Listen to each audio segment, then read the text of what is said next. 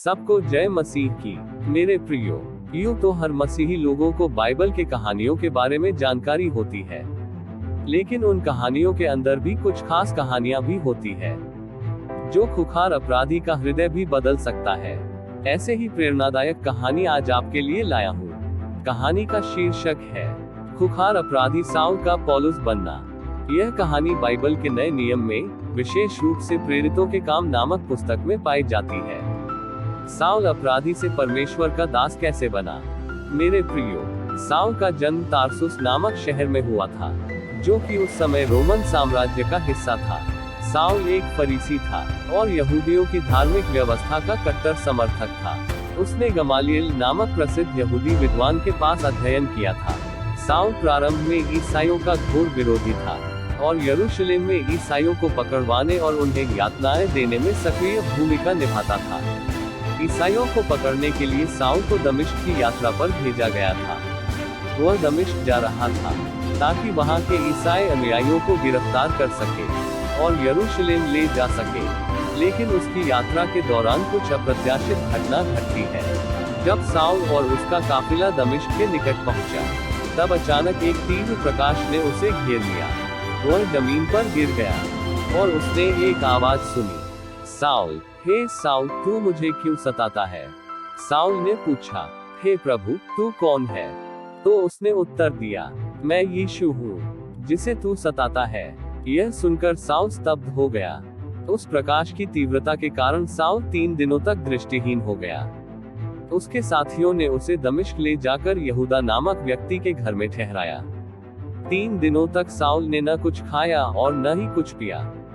उस समय प्रभु ने अनन्यास नामक एक ईसाई अनुयायी को दर्शन दिया और साउल के पास जाकर उसे दृष्टि देने का आदेश दिया।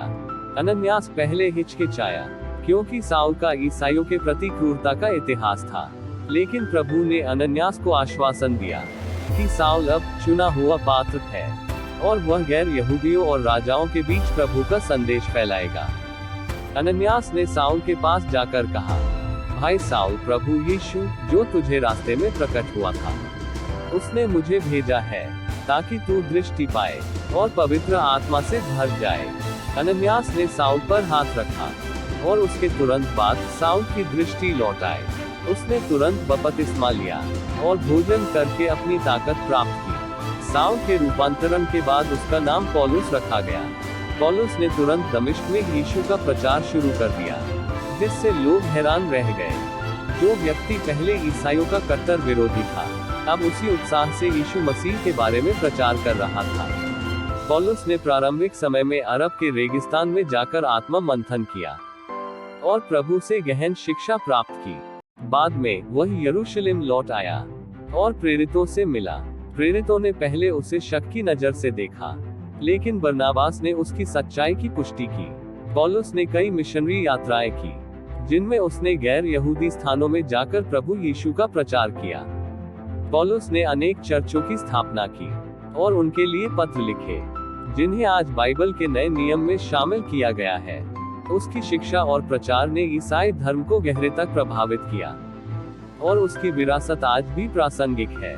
पौलुस का रूपांतरण यह दर्शाता है कि किसी भी व्यक्ति का जीवन बदल सकता है, यदि वह प्रभु की आवाज सुनने और उसकी इच्छा पूरी करने के लिए तैयार हो। साउल का पौलुस बनना एक अविश्वसनीय रूपांतरण की कहानी है, जो हमें यह सिखाती है कि प्रभु किसी भी व्यक्ति का उपयोग अपने उद्देश्य के लिए कर सकते हैं, चाहे उसकी पिछली जिंदगी कितनी ही कठिन क्यों न हो। पौलुस का जीवन और कार्य आज भी ईसाई समुदाय के लिए प्रेरणा का स्रोत है। ऐसे ही बाइबल आधारित कहानियों को जानने के लिए चैनल को सब्सक्राइब करें। कहानी पसंद आए हो तो वीडियो को लाइक भी करें। परमेश्वर आप सभी को आशीष प्रदान करे। आमीन।